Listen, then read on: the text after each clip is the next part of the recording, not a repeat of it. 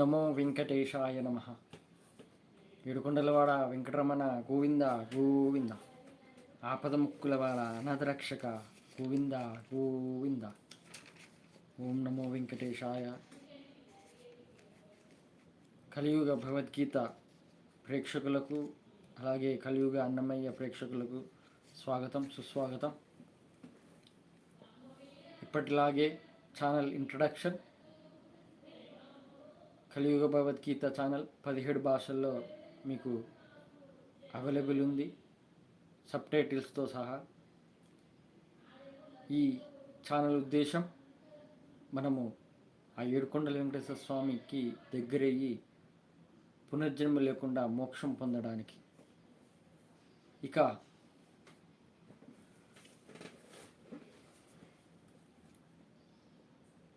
కలియుగ అన్నమయ్య ఛానల్ నిజమైన దైవభక్తిగా ఎలా ఉండాలి, నిజమైన దైవభక్తితో ఎలా మనము జీవించాలనేది కలియుగ అన్నమయ్య ఛానల్. అలాగే నేను పెంచుకుంటున్న పప్పీ యొక్క యూట్యూబ్ ఛానల్ పప్పీస్ లవ్, మూగజీవి ప్రేమ. ఈ ఛానల్స్ మీకు అవైలబుల్ ఉన్నాయి. అలాగే కలియుగ భగవద్గీతను అనువదిస్తూ అలాగే వాట్సాప్ ఛానల్ కూడా ఓపెన్ చేశాను. 16 భాషల్లో ఉన్నాయి. మీరు ఛానల్ లింక్స్ని ఛానల్ ప్రొఫైల్లో కలియుగ అన్నమయ్య ఛానల్లో భగవద్గీత ఛానల్లో కూడా ఛానల్ ప్రొఫైల్లో మీరు లింక్ ద్వారా మీరు డైరెక్ట్ వాట్సాప్ ఛానల్ని ఫాలో అవ్వచ్చు. అలాగే ఓం నమో వెంకటేశాయ నమః అనే దైవభక్తి ఛానల్ తెలుగు ఛానల్ కూడా మీరు ఫాలో అవుతారని కోరుకుంటున్నాను. ఇప్పటికీ 120 మంది ఫాలో అవుతున్నారు.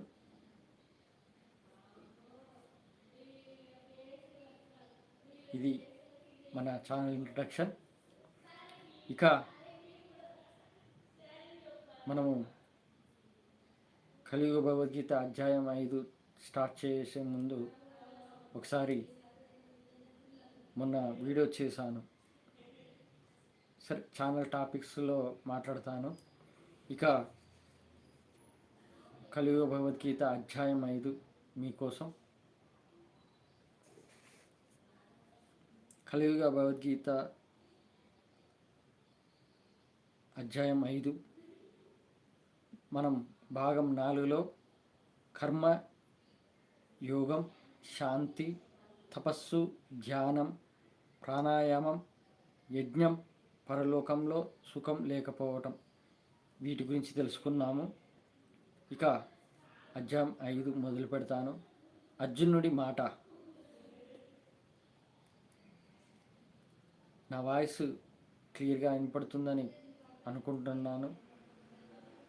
ఒకవేళ వినపడితే ఎస్ అని కామెంట్ చేయండి. ప్రతి వారం నా ఛానల్ లైవ్లో వస్తున్న వాళ్ళు ఒక్కరో ఇద్దరో రెగ్యులర్గా వస్తున్నారు. చాలా సంతోషం. ఆ ఏడుకొండల వెంకటేశ్వర స్వామికి మీరు దగ్గర అవుతున్నారని నా ఆలోచన. ఇక ఇలా నన్ను ఫాలో అవుతున్న వాళ్ళకి ఒక మాట చెప్పాలి. ఏంటంటే, నాకు ఎవరైతే నచ్చుతారో, నన్ను ఎవరైతే అర్థం చేసుకొని నడుస్తారో, అలాగే నాకు నచ్చితే ఆ ఏడుకొండల వెంకటేశ్వర స్వామికి నచ్చినట్టే, నాకు నచ్చకపోతే ఆ వెంకటేశ్వర స్వామి కూడా నచ్చదు. అలా ఆయన గుండెల్లో ఉన్న నిజమైన దైవభక్తుడిగా ఉన్నాను కాబట్టి మీరు కూడా నిజమైన దైవభక్తుడిగా ఆయన గుండెల్లో నిలిచిపోవాలంటే మనము భగవద్గీత ప్రకారం నడవాలి. అలాగే మోక్ష మార్గాన్ని కోసం మనము ప్రయత్నం చేయాలి ఈ జన్మలోనే. నది సముద్రంలో ఎలా కలుస్తుందో నదిని ఎలా పూజిస్తారో అలాగే మనం కూడా నదిలాగా అంటే ఒక భక్తి మార్గాన్ని ఎంచుకొని ఆ సముద్రంలో కలుస్తున్నట్టు నది మనము ఆ పరమాత్మలో కలవడానికి ఈ జన్మను ఉపయోగించుకోవాలి. ఆ ఏడుకొండల వెంకటేశ్వర స్వామి మోక్ష మార్గం ఎలా అనేది చెప్పమంటున్నాడు.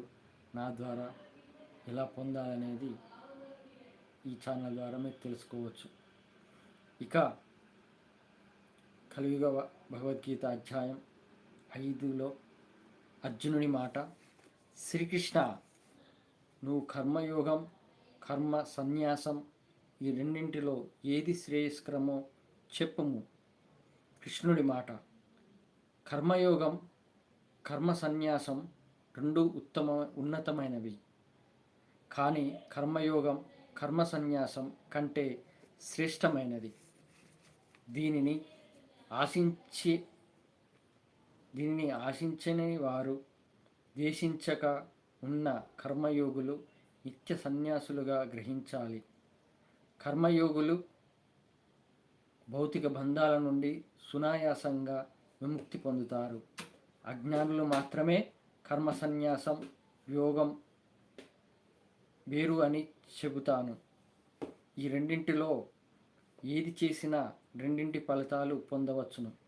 కర్మ సన్యాసం అనేది భక్తితో పొందవచ్చును. అంతఃకరణ శుద్ధితో ఇంద్రియాలను నిగ్రహించుకున్నవారు ప్రతి జీవిలో పరమాత్మను దర్శిస్తారు. కర్మయోగంలో దృఢ సంకల్పంతో ఉన్నవారు చూస్తున్నప్పుడు, వింటున్నప్పుడు, వాసన చూస్తున్నప్పుడు, కదులుతున్నప్పుడు, నిద్రిస్తున్నప్పుడు, శ్వాస తీసుకుంటున్నప్పుడు, మాట్లాడుతున్నప్పుడు, విసర్జిస్తున్నప్పుడు, కన్నులు తెరిచిన మూసిన ఇవన్నీ చేసేది నేను కాదు అని ఎప్పటికీ భావిస్తారు. సమస్త కార్యాలు అన్నీ భగవంతునికే అంకితం చేయుచున్నవారు వారు పాపంలో పడరు. యోగులు మమకార ఆసక్తిని విడిచిపెట్టి ఆత్మశుద్ధి కోసం మాత్రమే శరీరం, మనస్సు, ఇంద్రియాలతో, బుద్ధులతో కర్మలను ఆలోచిస్తూ ఉంటారు. స్వార్థం కోసం కర్మలు చేసేవారు కర్మ బంధాలలో చిక్కుకుంటారు.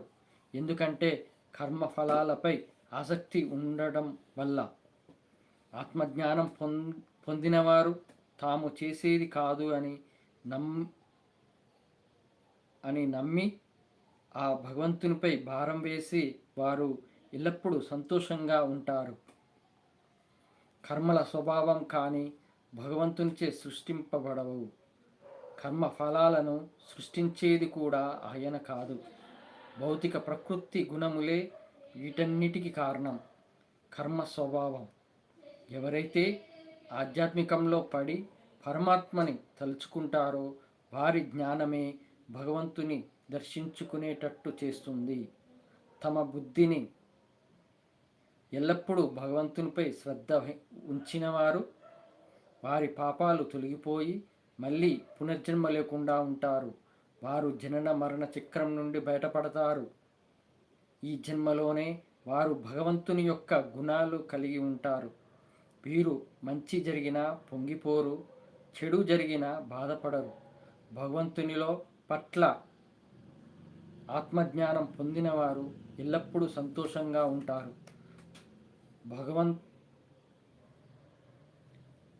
భగవంతునిలో ఐక్యం, అంతులేని ఆనందం పొందుతారు. డబ్బు, సంపద, ఆత్మజ్ఞానం లేకుండా ఉండి నేనే మంచి చేస్తున్నా అని భావించేవారు వారికి ఆనందం అనిపించినా కానీ అవి వారికి దుఃఖం కలిగించేవి. ఈ శరీరంని విడిచిపెట్టకముందే ఎవరైతే కామ, క్రోధ, మద, మాత్సర్యాలను విడిచిపెట్టిన వారు కర్మయోగులు. వారు మాత్రమే నిజమైన సుఖ సంతోషాలను కలిగి ఉన్నవారు. ఎవరైతే తనలో తాను ఆనందంగా ఉంటారో, తనలో ఉన్న పరమాత్మని తలుచుకుంటూ ఉంటారో, ఆత్మజ్ఞానంచే సంతోషంగా ఉంటారో వారు భగవంతునితో కలిసి మోక్షంని పొందుతారు. ఎవరి పాపాలు నిర్మూలించినవో, ఎవరు క్రమశిక్షణతో ఉన్నారో, ఎవరైతే సమస్త ప్రాణుల క్షేమం కోసం ఆలోచిస్తారో అట్టి పవిత్రమైన మానవుడు వారు మానవ జన్మ కర్మల నుండి విముక్తిని పొంది భగవంతుడిలో ఐక్యమవుతారు. ఎవరైతే కామక్రోధ మదమాత్సర్యాలు అయిన ఇంద్రియాలను నిగ్రహించుకున్నవారు వారు ఎప్పటికీ మోక్ష మార్గంలోనే ఉంటారు. అన్నింటికీ భగవంతుడే అని భావించి సమస్త లోకాలకు అధిపతి అని భావించిన వారు, సమస్త ప్రాణులలో పరమాత్మని చూసిన వారు శాంతిని పొందుతారు. కర్మయోగం, కర్మ సన్యాసం శ్రీకృష్ణ పరమాత్మ చెబుతారు. కర్మయోగం అంటే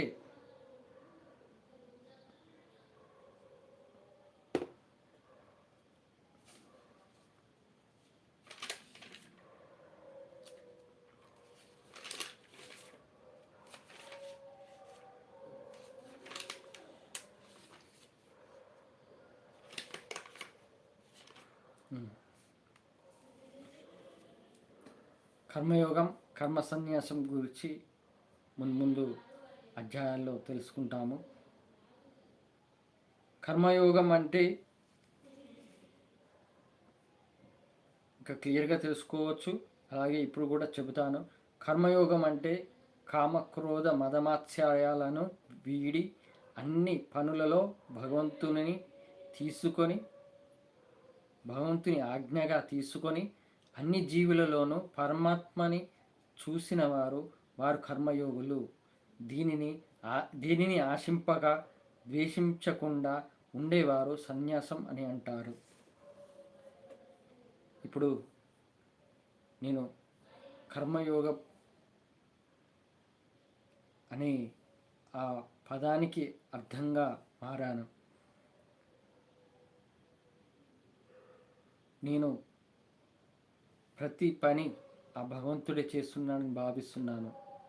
ఆ భగవంతుని ఆజ్ఞతోనే నడుస్తుందని భావిస్తున్నాను.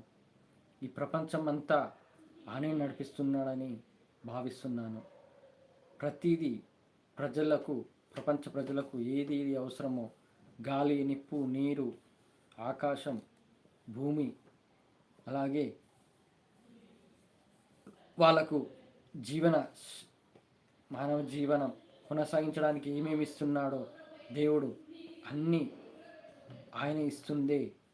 ఆయననే ఈ సృష్టిని సృష్టించి మనల్ని ఇలా జీవనాన్ని కొనసాగించడానికి ఆయననే నడిపిస్తున్నాడు ఈ ప్రపంచాన్ని అని తెలుసుకున్నాను.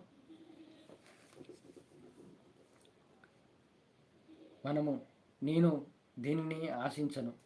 ఆ ఏడుకొండల వెంకటేశ్వర స్వామిని ఒకటే కోరుకుంటాను. తండ్రి, నా బాధ్యత ఏమిచ్చావో కుటుంబ బాధ్యతను నెరవేర్చుకొని నిన్నే దైవనామస్మరణ చేస్తూ, నీ నామస్మరణ చేస్తూ నీలోనే ఐక్యమయ్యేటట్టు చెయ్యి తండ్రి. నీ తిరుమల గర్భగుడిలో హారతి ఇచ్చేటట్టు ప్రసాదించు తండ్రి అని కోరుకుంటున్నాను. నా చివరి కోరిక అది. తిరుమల గర్భగుడిలో వెంగమాంబ గారి పాట శ్రీపన్నగాద్రి వరశిఖరాగ్ర వాసునకు పాపాంధకార ఘన భాస్కరునకు ఈ పాటను ఆ తిరుమల గర్భగుడిలో పాట పాడుతూ ఆయనకు హారతిస్తూ ఇవ్వాలని నా కోరిక. ఆల్రెడీ మొన్న అలిపిరి మెట్టు ద్వారా వెళ్ళినాక గర్భగుడిలో దర్శనం చేసుకున్నాక బయటకు వచ్చాక అక్కడ మండపం దగ్గర కూర్చొని ఈ పాట పాడాను. ఆయన గర్భగుడిలో కోరిక, కానీ అది తీర్చాలంటే మనం ఎంతో మారాలి, ఆయన కోసం ఎంతో శ్రమ చేయాలి. అంటే మనలోని అంతఃకరణ శుద్ధి అనేది చాలా మారాలి. అందుకే ఆయన టైం ఇవ్వాలంటే మనకు ఒక అర్హత ఉండాలి కదా. ఆ అర్హత పూర్తిగా వచ్చే వరకు అది మనము వెయిట్ చేయాల్సిందే.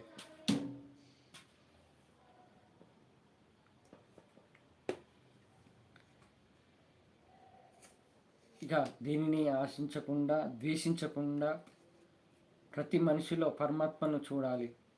ప్రతి మనిషిలో పరమాత్మ ఉన్నాడని చూస్తే అప్పుడు ఎవరి మీద ద్వేషం రాదు. ఇక నేను ఆత్మజ్ఞానం పొందాక నాకు వేటి మీద ఆసక్తి లేకుండా అంతా దేవుడు నడిపిస్తున్నాడు అనే భావనతో ఉంటాను. అప్పుడు నాకు ఎలాంటి బాధ, భవిష్యత్తు గురించి ఆలోచన లేకుండా ఇప్పుడు నేను ఎంతో సంతోషంగా గడుపుతున్నాను. వెంకన్న తండ్రిని తలుచుకుంటూ జీవిస్తున్నాను. అందుకే నేను ఎల్లప్పుడూ సంతోషంగా ఉంటాను. ఇలాగే ఉండాలి. ప్రతి మనిషి, ప్రపంచ ప్రజలలో ప్రతి మనిషి ఆ వెంకటేశ్వర స్వామి భక్తుడైన ఎవరైనా ఇలాగే ఉండాలి. ఇలా ఉంటేనే ఆయనకు ఇష్టం. నేను అంతఃకరణ శుద్ధిగా ఉండడానికి ఎంతో ప్రయత్నం చేశాను. ఇప్పుడు నేను అంతఃకరణ శుద్ధిగా ఉన్నాను. ఎందుకంటే కోపం, ఆవేశం, ఈర్ష్య, ద్వేషం, కామం మొదలగు చెడు అలవాట్లు అన్నీ తొలగిపోయి ప్రతినిత్యం నా దేవుని తలుచుకుంటూ జీవిస్తున్నాను. ఉదయం లేచిన నుండి రాత్రి నిద్రపోయే వరకు కొన్ని వందల సార్లు నా స్వామిని స్మరిస్తూ ఉంటాను. విసర్జన అనే మాట వచ్చింది కదా, కాబట్టి నేను దాని గురించి చెబుతాను. మనం మంచిగా ఆరోగ్యంగా ఉండాలంటే మనం మలమూత్ర విసర్జన అనేది సక్రమంగా పనిచేస్తేనే కదా మనం ఆరోగ్యంగా ఉండేది. అందుకే ఆ దేవుణ్ణి కోరుకోవాలి. నాలోని రక్త ప్రసరణ, బుద్ధి బలం అంటే మెదడు, జీర్ణ వ్యవస్థ, నా శరీరంలో ఉన్న ప్రతి అవయవం సక్రమంగా పనిచేసేటట్టు చేసే నేను ఆరోగ్యంగా ఉండేటట్టు చెయ్యి తండ్రి అని ప్రార్థించాలి. నేను వెంకటేశ్వర స్వామి పూజలో నైవేద్యం ఇచ్చేటప్పుడు ఓం ప్రాణే స్వాహ, అపానే స్వాహ, ఉదానే స్వాహ, వ్యానే స్వాహ, సమాన స్వాహ, పరబ్రహ్మే నమః ఈ మంత్రాలు చదువుతాను. దీనికి అర్థం నాకు తెలుసుకోవాలని అనిపించింది. అప్పుడు నేను గూగుల్లో టైప్ చేసి సెర్చ్ చేస్తే అందులో ఇదే ఉంది.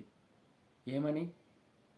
రక్త ప్రసరణ సరిగా జరగాలని, అంటే నువ్వు తినే ప్రసాదం వల్ల అన్నీ నా అవయవాలని సక్రమంగా పనిచేయాలని, జీర్ణ వ్యవస్థ మంచిగా పనిచేయాలని, నా బ్రెయిన్ మంచి బుద్ధితో ఉండాలని, అలాగే మన రక్త ప్రసరణ ఎప్పటికీ సక్రమంగా జరగాలని, ప్రతి అవయవం బాగుండాలని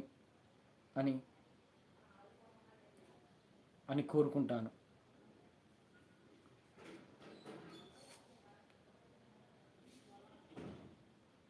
తిన్నావా అంకుల్? తిన్నానండి. మీరు తిన్నారా?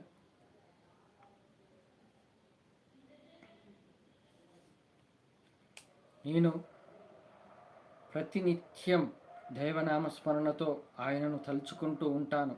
కాబట్టి నాకు ఎప్పటికీ పాపం అంటదు అనే భావన నాకుంది. శ్రీకృష్ణ పరమాత్మ భగవద్గీతలో చెప్పాడు, ఎవరైతే భగవద్గీత తెలుసుకొని ఎవరైతే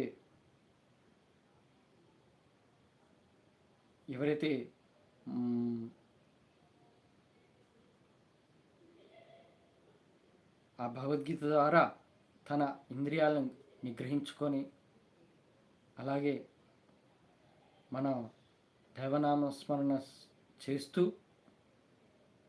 ఆ దేవునికే మనం అంకితం చేస్తున్నట్టు భావిస్తూ ఉంటే ఖచ్చితంగా మనము ఎలాంటి పాపంలో పడం. ఈ శ్రీకృష్ణ పరమాత్మే చెప్పాడు.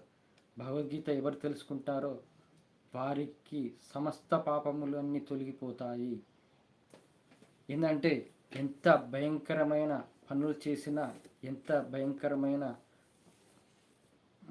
దుర్మార్గం చేసినా చివరికి పశ్చాత్తాపంతో ప్రాయశ్చిత్తం చేసుకోవడం, అలా చేసుకున్నవారు వాళ్ళు ఆ దేవునికి అంటే పశ్చాత్తాపంతో ఆ దేవుని శరణు వేడిన వారు ఖచ్చితంగా మారుతానని మాట ఇచ్చిన వారు ఆ దేవునికి వారు ఖచ్చితంగా సమస్త పాపం నుండి బయటపడతారని నేను ఖచ్చితంగా 100% చెప్తున్నాను.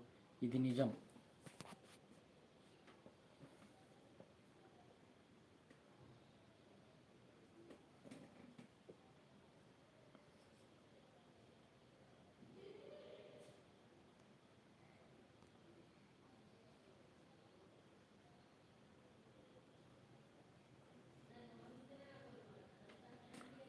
కొంతమంది ఎకిలి వేషాలు టైంపాసింగ్ చేసే మనుషులు ఉంటారే, అలాంటి వాళ్ళు దీంట్లోకి వచ్చి డిస్టర్బ్ చేస్తున్నారు.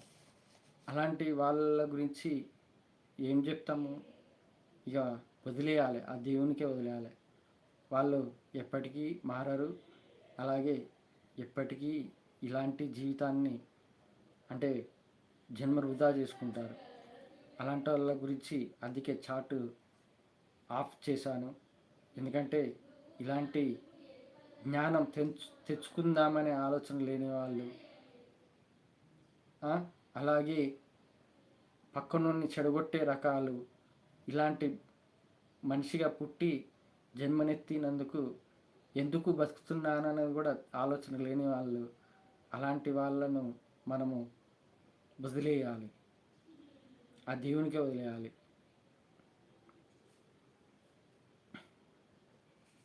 అసలు ఫస్ట్ లైవ్ స్టార్ట్ చేసేటప్పుడే అసలు చాటింగ్ బంద్ చేద్దామని అనుకున్నా. కానీ ఏంటంటే కొంతమంది ఓం నమో వెంకటేశాయ, జై శ్రీరామ్ అని కామెంట్స్ పెడుతుంటే సంతోషం అనిపిస్తుంటుంది. కానీ ఇలాంటి వెధవలు మధ్యలోకి వచ్చి చెడగొడతారు.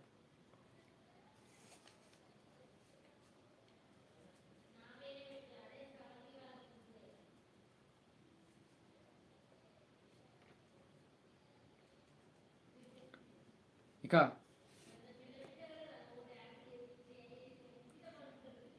కంటిన్యూ చేస్తున్నాను.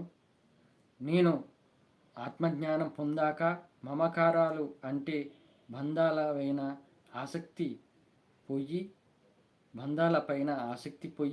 కేవలం నా యొక్క బాధ్యత ఈ జన్మకి, ఇది నా దేవుడు పెట్టే పరీక్ష అని భావించి నా ఆత్మను శుద్ధిగా ఉంచుకోవడానికి ఇంద్రియాలను నిగ్రహించుకొని నా పని నేను చేసుకుంటూ ఆ దేవునిపై భారం వేసి జీవితాన్ని నడిపిస్తున్నాను.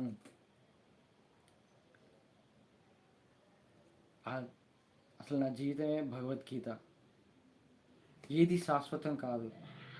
ఆఖరికి మనల్ని పుట్టించిన తల్లిదండ్రులైనా, కట్టుకునే భార్య అయినా, పుట్టిన పిల్లలైనా. ఎందుకంటే ఒక ఎగ్జాంపుల్ చెప్తాను. ఒక భార్య భర్త ఇద్దరుంటారు, ప్రేమ పెంచుకుంటారు, ఎంతో ప్రేమ. ఎంతంటే అది జన్మజన్మలు ఉన్న ప్రేమ అన్నట్టు అంత ప్రేమ చూపిస్తారు. అలాంటిది నేను వాళ్ళనే ఒక క్వశ్చన్ వేస్తాను. ఏంటంటే ఎవరు ముందు పుట్టారో అనేది అక్కడ భర్త ఏజ్ పెద్దది ఉంటుంది, భార్య ఏజ్ చిన్నగా ఉంటుంది. ఎందుకంటే ఎవరు పెద్ద భర్తనే పెద్ద ఉంటాడు, కానీ పుట్టడమే ఎవరు ముందు పుట్టారు అనేది అక్కడనే తేడా ఉంది. అలాగే చనిపోయేటప్పుడు ఎవరు ముందు పోతారు? ఇద్దరు ఒకేసారి పోతారా? కాదు కదా. ఆ దేవుడు ఎలా తీసుకెళ్తాడంటే అది ఎప్పుడు అనేది మనకి తెలియదు. అలాంటిది ఈ జన్మను అశాశ్వతమైన బంధం. దీన్ని గూర్చి మనము ఆలోచిస్తూ ఆ బంధం గూర్చి ఆలోచించకుండా ఎప్పుడైతే ఆ దేవుడు నడిపిస్తున్నాడు, ఆ దేవుడికే ఈ జీవితం అంకితం అని భావిస్తూ ఉంటారు, అలా భావిస్తూ ఉంటారో వాళ్ళకే ఆ దేవుని మార్గం దొరుకుతుంది. అలాగే ఈ బాధ్యత ఇచ్చింది ఏంటంటే 3 పూటలు అన్నం పెట్టు చాలు, అంతేగాని నువ్వు ఎలాంటి డబ్బులు ఆస్తులు కూడబెట్టి ఇయ్యనక్కర్లేదు. వాళ్ళు కష్టపడి సంపాదించుకునే జ్ఞానం ఇయ్యి, అంతేకాని నీ పిల్లలకు కూడబెట్టి సుఖపెట్టి తర్వాత నిన్ను వృద్ధాశ్రమంలో అయినా ఆఖరికి 3 పూటలు పెట్టు నాన్న, అన్నం పెట్టు నాన్న అని పిల్లల్ని అడుక్కునే పరిస్థితికి తెచ్చుకోకండి అని ఆ దేవుడు అంటున్నాడు. 3 పూటలు అన్నం పెడితే చాలు నువ్వు కష్టపడి, అదే ధర్మం, అదే నిజమైన బాధ్యత.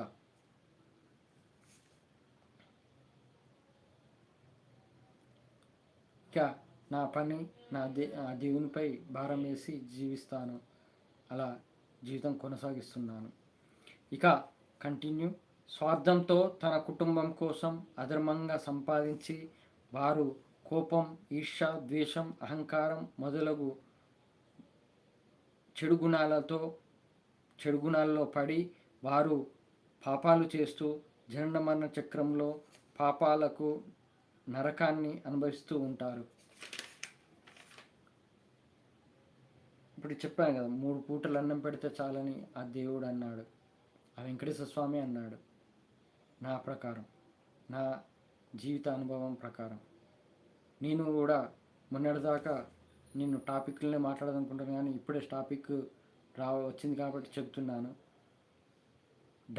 జేబులో డబ్బులు ఉన్నప్పుడు అప్పట్లో అన్నీ ఉన్నట్టు భావించేది, కానీ ఎప్పుడైతే జేబులో డబ్బులు లేవో అప్పుడు బాధపడేది. డబ్బులు ఎట్లా, జేబులో డబ్బులు లేవే అనే ఆలోచనతో ఉండేది.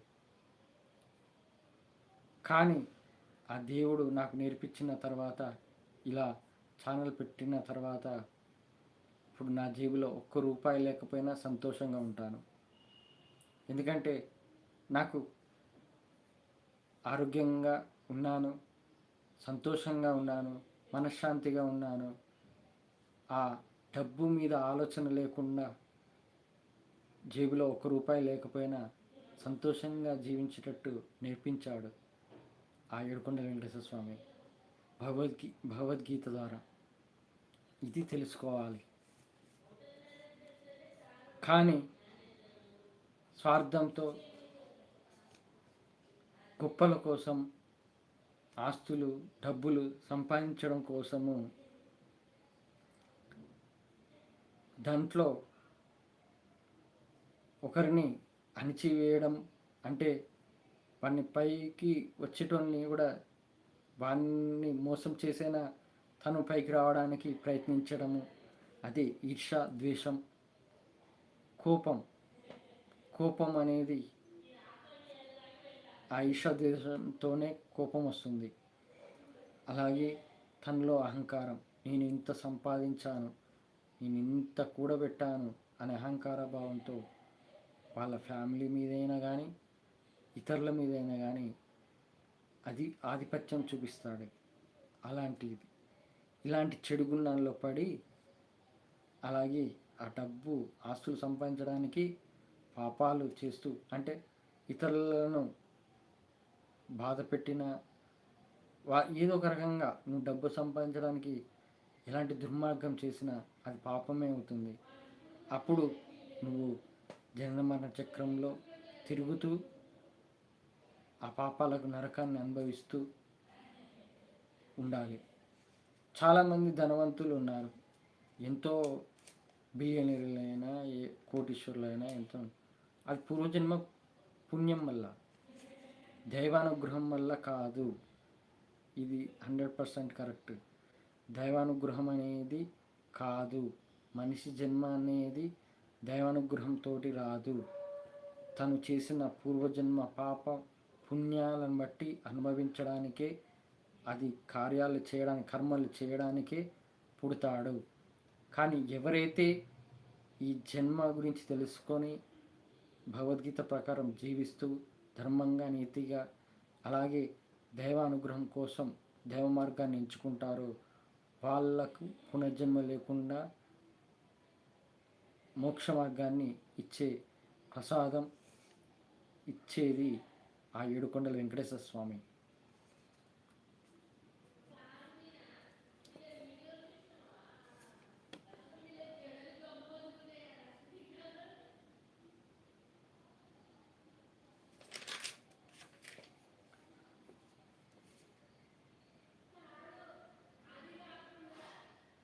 నేను చేసే ప్రతి పని ఆ దేవునిపై భారం వేసి చేస్తాను.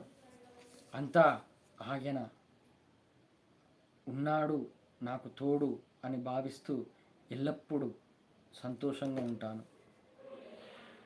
మనం చేసే పనిని భగవంతుని కార్యంగా చేయకుండా తన స్వార్థపూరితంగా భావించేవారు ఎన్నటికీ దేవుని పట్ల అనుగ్రహం పొందలేరు.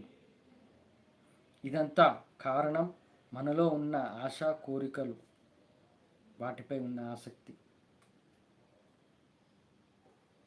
ఇప్పుడు ఆశ, కోరిక,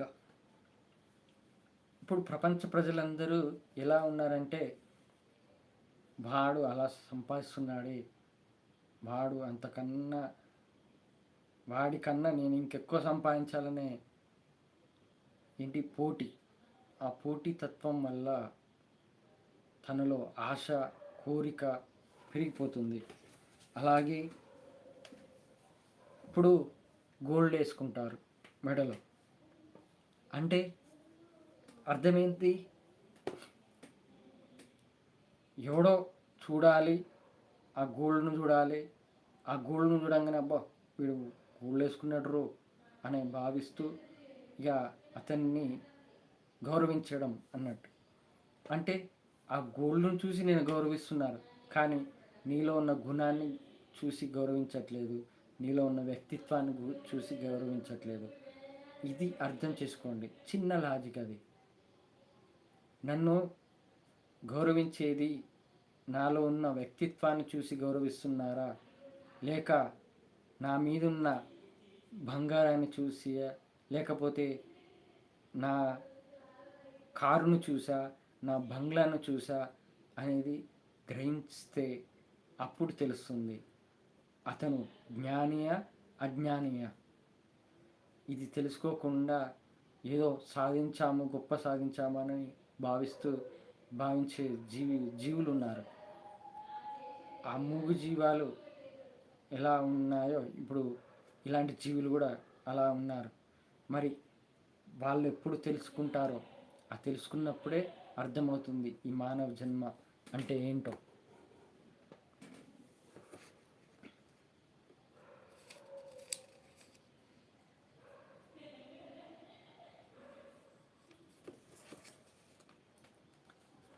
అదే నేనేమంటున్నానంటే, మనం స్వార్థంగా జీవించకూడదు. ఏంటంటే నా కుటుంబము, నా పిల్లలు, నా దేశం అనకుండా ప్రపంచ ప్రజలు కూడా సంతోషంగా ఉండాలని భావించే వాళ్ళు ఎవరైతే ఉంటారో వాళ్ళే ఆ ఏడుకొండల వెంకటేశ్వర స్వామికి నచ్చుతారు. ఎందుకంటే నిస్వార్థమైన బుద్ధి, దైవగుణం కల వారు ఆ ఏడుకొండల వెంకటేశ్వర స్వామికి నచ్చుతారు. నేను ఉక్రెయిన్ రష్యా యుద్ధం జరిగినప్పుడే కోరుకున్నాను, అక్కడ పిల్లలు, తల్లిదండ్రులు ఎంతో బాధపడుతున్నారు తండ్రి, వాళ్ళ యుద్ధాన్ని ఆపు తండ్రి అని. కానీ మనం కోరుకున్నా కానీ అక్కడ జరుగుతూనే ఉంటుంది. ఎందుకంటే వాళ్ళలో అహంకారమైన వాళ్ళ పాపకర్మలను బట్టి, వాళ్ళ పదవి అహంకారాన్ని బట్టి అలా జరుగుతూనే ఉంటాయి. ఇప్పుడు చూస్తున్నారు కదా యుద్ధాలు ఎలా జరుగుతున్నాయో. ఇక కంటిన్యూ. ఎప్పుడైతే మనం దైవంపై నమ్మకం, విశ్వాసంతో ఉండి మనలో చెడు గుణాలు తీసేసి ఆత్మశుద్ధిగా ఉంటామో అప్పుడే ఆ దైవాన్ని దర్శించుకుంటాము. తిరుమలలో జరిగింది ఇదే దైవ దర్శనం. నా పాపాలన్నీ తొలగిపోయి ఈ జన్మలోనే పునర్జన్మ లేకుండా భగవంతుడిలో ఐక్యం అవ్వడానికి నేను అర్హుడిని అయ్యాను అని తెలుసుకున్నాను. మళ్ళీ మూగ జీవాలలో పుట్టకుండా మానవ జన్మ ఎత్తకుండా ఈ ఆ దైవంలో ఐక్యం అవుతానని నమ్ముతున్నాను. నా గుణం ఎల్లప్పుడూ ఒకరి మంచినే కోరుతుంది. వారి బాధని నా బాధగా స్వీకరిస్తాను. ఇదే నా దైవ గుణం. నాకు ఏదైనా మంచి జరిగితే అంతా ఆయన దయ వల్ల అని భావిస్తూ పొంగిపోకుండా ఉంటాను. ఏదైనా చెడు జరిగినా అంతా ఆయన చేసేది నా మంచికి అని భావిస్తాను. కృంగిపోను, బాధపడను. అందుకే నేను ఎల్లప్పుడూ ఆయన స్మరిస్తూ గుర్తు చేసుకుంటూ సంతోషంగా ఉంటాను. నాకు ఎల్లప్పుడూ అంతులేని ఆనందం ఉంటుంది. ఆయన ఎప్పుడు నాకు తోడుగా ఉంటాడని భావన. ఆ ఏడుకొండల వెంకటేశ్వర స్వామి. ఇప్పుడు అంతఃకరణ శుద్ధిగా మారాలి. మనము ఆ చెడు గుణాలను తీసేసి మంచి గుణాలతో ఎప్పుడైతే ఉంటామో మనము అంతఃకరణ శుద్ధిగా మారినట్టు. అలా అంతఃకరణ శుద్ధిగా వెళ్ళాను కాబట్టే తిరుమల గర్భగుడిలో సాష్టాంగ నమస్కారం చేసి ఆత్మదర్శనం ద్వారా ఆయనను దర్శనం చేసుకున్నాను. అప్పుడే నా పాపాలన్నీ తొలగిపోయాయి. ఆ స్వామి పుష్కరంలో స్నానం చేసి ఎప్పుడైతే ఆత్మదర్శనం ద్వారా పుష్కరంలో స్నానం ఎప్పుడు చేశానో అప్పుడే పాపాలన్నీ తొలగిపోయాయి. అప్పుడే అందుకే గర్భగుడిలో ఆయనకు స్పిరిచువల్ స్టేట్లో కనెక్ట్ అయ్యాను. నా ఆత్మ పరమాత్మతో కలిసి ఉండటం అనేది భగవంతుడిలో ఐక్యం అవ్వడానికి ఈ జన్మనే నాకు అర్హత పొందింది. నా ఆత్మ పరమాత్మలో కలవడానికి అర్హత పొందింది. ఇలాంటి మూగజీవాలలో పుట్టకుండా, అంటే మహాపాపం చేసిన వారు మూగజీవాలలో పుడతారు, అంటే జంతు ప్రపంచంలో పుడతారు. అలాంటి పుట్టకుండా మానవ జన్మ ఎత్తినందుకు ఈ జన్మలోనే ఆ దేవునిలో ఐక్యం అవుతున్నాను అని నమ్ముతున్నాను. నా గుణం ఒకరిని మంచి కోరుతుంది. ప్రపంచ ప్రజలందరూ సుభిక్షంగా ఉండాలి. ఇలాంటి స్వార్థంగా మనుషులను వాడుకొని వదిలేసే రకాలు ఉన్నాయి. రాజకీయంగా కానీ, ముసుగు వేసుకున్న వాళ్ళైనా కానీ, ఇలా వాళ్ళ ప్రకారం అలా కాకుండా అందరినీ మంచిగా ఉండాలని, ప్రపంచ ప్రజలు సుభిక్షంగా ఉండి ఆ ఏడుకొండల వెంకటేశ్వర స్వామిని తెలుసుకొని ఆయన శరణు వేడి మోక్షం పొందడానికి ప్రయత్నించాలని కోరుకుంటున్నాను ఆ వెంకటేశ్వర స్వామిని. అందుకే నేను నా దైవ కార్యం, అందుకే ఇది నా దైవ గుణం. నేను ఏదైనా చెడు జరిగిందంటే దానికి మంచి జరిగేది ఉంది అని తెలుసుకోవాలి. అలా నేను తెలుసుకున్నాను. బాధను, సంతోషాన్ని ఇవన్నీ టెంపరీ, అంటే ఇప్పటివరకే, శాశ్వత కాదు అని తెలుసుకున్నాను.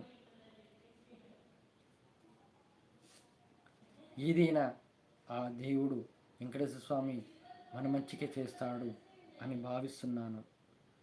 ఎప్పటికీ కృంగిపోను, బాధపడను. ముఖ్యంగా చెప్తున్నాను సబ్స్క్రైబర్ అందరికీ, మనిషికి బాధ అస్సలు ఉండకూడదు. ఆ బాధ వల్ల కృంగిపోతారు. అలాగే తనకు తను మెంటల్గా డిసప్పాయింట్ అయ్యి తనకు తను తక్కువ అంచనా వేసుకోవడం జరుగుతుంది. ముఖ్యంగా ఆ దేవునికి అస్సలు బాధ పడటం అనేది ఇష్టం ఉండదు. ఎవరైతే బాధను తీసేసి, అంటే గుండెను రాయి చేసుకొని జీవిస్తారో వాళ్ళే ఆ దేవునికి దగ్గర అవుతారు.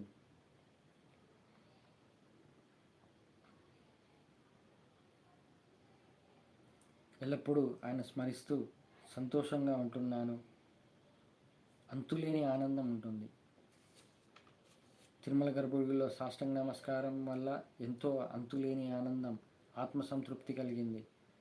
అలాగే మొన్న రీసెంట్గా అలిపిరి మెట్లలో మార్గాన ముసలి అమ్మ లాగా వచ్చి నన్ను తల మీద చెయ్యి వేసి ఆశీర్వదించాడే ఆ వెంకటేశ్వర స్వామి.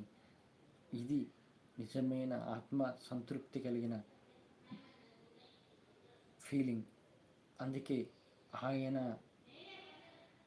ఆయనను తలుచుకుంటే చాలు.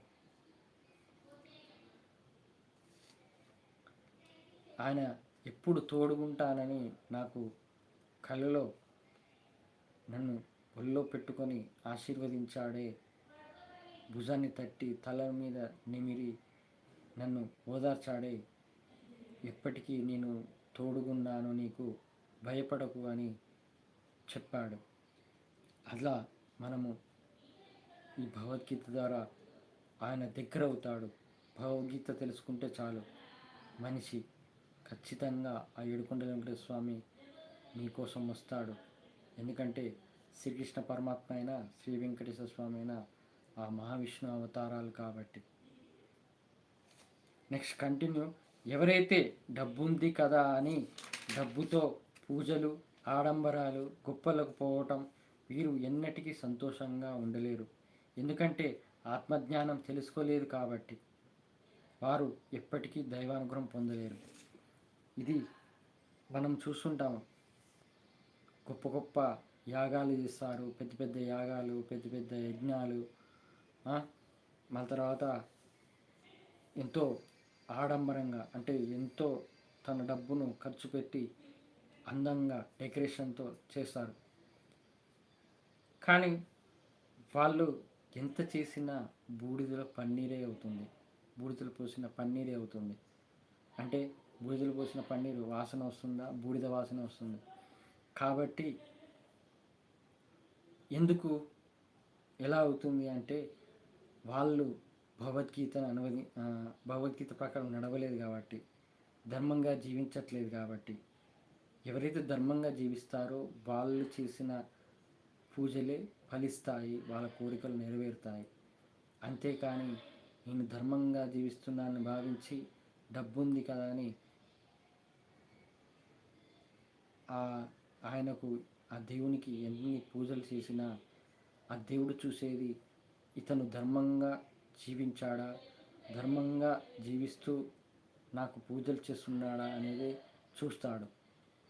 ఇది తెలుసుకోకుండా అజ్ఞానులు మేము చేశాము, నాకు దైవానుగ్రహం కలిగింది అనే భావనతో ఉంటారే తప్ప అది ఎప్పటికీ దైవానుగ్రహం కాదు. దేవుడు ఎప్పుడు పేదవాళ్ళ వైపే ఉంటాడు, ధనవంతుల వైపు ఉండడు.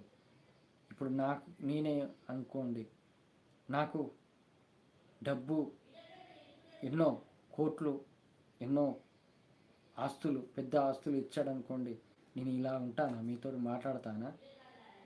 ఎందుకు ఇయ్యలేదు? ఆయన ఇయ్యలేకపోవడానికి కారణం ఏంటి? నాలో అహంకారం పెరగకుండా, నాలో డబ్బు అహంకారం పెరగకుండా, గొప్పతనాలు చూపించకుండా ఎందుకు ఇలా ఉంచాడంటే మీకోసం, నిజమైన దైవభక్తుడిగా మార్చుకోవడం కోసం, ఆయన వైపు రప్పియడం కోసం, ఆయనను శరణు వేడటం కోసం. ఇవన్నీ అందుకే నాకు అవి ఇవ్వకపోయినా నాకు నష్టం లేదు, బాధ లేదు. నాకు కావాల్సింది ఆయనను శరణు వేయటమే, ఆయనలో ఐక్యం అవ్వటమే ఈ జన్మకు.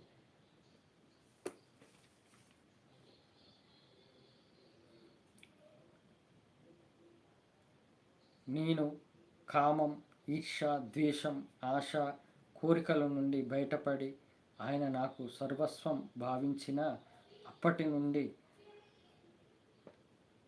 నేను ఎప్పటికీ సంతోషంగానే ఉంటున్నాను.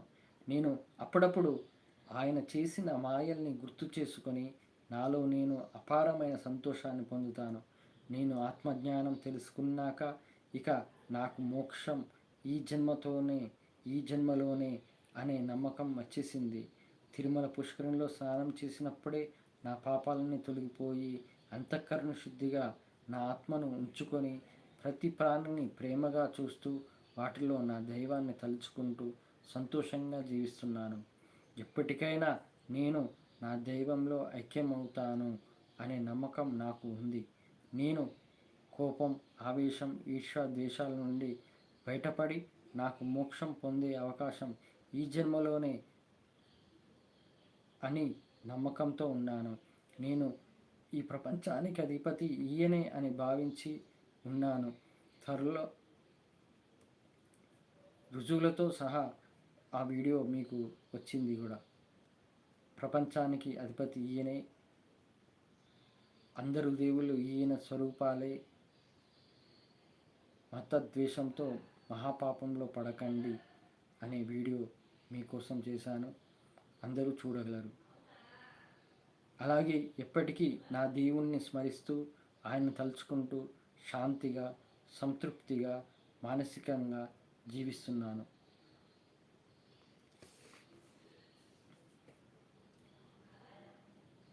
మీకు ఇంతకుముందే చెప్పాను, ఆత్మజ్ఞానం తెలుసుకున్నాకనే కదా ఆయన పిలుపు వచ్చింది. అలా ఆయన అనుగ్రహం పొందడం తిరుమల గర్భగుడిలో. అలాగే ప్రతి ప్రాణి అంటే నా ఇంట్లో పప్పి ఉంది, కుక్క. తను రావడం వల్లనే నేను నిజమైన ప్రేమ ఆ కుక్క నుండి తెలుసుకున్నాను. మనుషుల్లో ప్రేమలు ఉంటాయి, అది ఎంతవరకు తన అవసరం వరకే. ఆ తర్వాత అవసరం తీరాక నువ్వెవరో నేనెవరో అన్నట్టు ఉంటారు. కొంతమంది ఉంటారు కృతజ్ఞత భావంతో ఉంటారు, కొంతమంది కృతజ్ఞత భావమే ఉండదు. ఏంటంటే అవసరం వాడుకోవడం, వదిలేయడం. దేవుని పట్ల కృతజ్ఞత భావం ఉన్నవాళ్ళు ఎప్పటికీ దైవానుగ్రహం పొందుతూనే ఉంటారు. ఇలా పుట్టాను నేను, ఇలా జీవిస్తున్నాను, ఇలా ఉంటున్నాను, ఇప్పుడు మీతో మాట్లాడుతున్నందుకు ఆయనే కారణం. కాబట్టి ఆయనకు కృతజ్ఞతగా నేనేమి చేయాలి అనే ఆలోచన నాకు వచ్చింది. ఎలాగా నాకు ఎల్లప్పుడూ తోడున్నట్టు చెప్పాను కదా, ఆయన చేసిన మాయలు గుర్తు చేసుకొని అప్పుడప్పుడు నాకు నేను నవ్వుకుంటూ సంతోషంగా ఆ టైం గడుస్తుంది. ఎందుకంటే ఆయన చేసిన మాయలు చిన్నప్పటి నుండి చేసిన మాయలు, పుట్టినప్పటి నుండి అలాగే ఇప్పటి వరకు ఎన్నో నా జీవితంలో ఎన్నో మిరాకిల్స్ చేశాడు. అందుకే అవన్నీ తలుచుకుంటూ ఆత్మసంతృప్తితో జీవిస్తాను. ఇది కావాలి ప్రతి మనిషికి. మీకు కూడా ఏదో ఒక మిరాకిల్ జరిగి ఉంటుంది. ఆ మిరాకిల్ ఏంటో మీరు కామెంట్లో పెట్టండి. ఆ మిరాకిల్ ఏంటనేది కామెంట్లో పెడితే దానికి నేను కూడా నా ప్రకారం నేను మీకు వివరిస్తాను. ఇది అండి కలియుగ భగవద్గీత అధ్యాయం 5. ఇక మనము ఈ వారం టాపిక్స్ మాట్లాడుకుందాము. లేదా 14 టాపిక్స్ ఉన్నాయి. మొదటగా ఫస్ట్ టాపిక్ వచ్చేసి యుద్ధం. నేను మొన్న బుధవారం రోజు, హోలీ పండుగ రోజు నేను వీడియో చేశాను, యుద్ధాలు ఎందుకు వస్తున్నాయి అని. దాంట్లో వివరించాను. ఒక మనిషి అహంకారం వల్ల, పదవి అహంకారం వల్ల, అక్కడ ఉన్న ప్రజల మత ద్వేషం, మతాల మధ్య ద్వేషం వల్ల యుద్ధాలు పెరుగుతున్నాయి. ఇప్పుడు ఈ యుద్ధం వల్ల మనము కూడా ఎక్కడో జరిగింది అని, ఎక్కడో వచ్చిందని కరోనా గురించి ఆలోచించకుండా మనం ఉంటే అది మొత్తం స్ప్రెడ్ అయ్యి ఎన్నో కోట్ల మంది చనిపోయారు. కదా. మరి ఇది యుద్ధం అనేది ఎక్కడో జరిగితే మనము ఇక్కడ బాధలు పడాల్సి వస్తుంది. ఇప్పుడు ఏంటంటే గ్యాస్, కమర్షియల్ గ్యాస్ బంద్ చేశారు. కమర్ కమర్షియల్ గ్యాస్ బంద్ చేస్తే మరి రోడ్డు మీద పెట్టుకొని టిఫిన్ సెంటర్ నడుపుకునేవాడు ఎలా జీవిస్తాడు? వాళ్ళ జీవనం ఎలా కొనసాగిస్తుంది? చూసిన ఎక్కడో జరిగిన దాని వల్ల ఇక్కడ ఒకరు బాధపడుతున్నారు.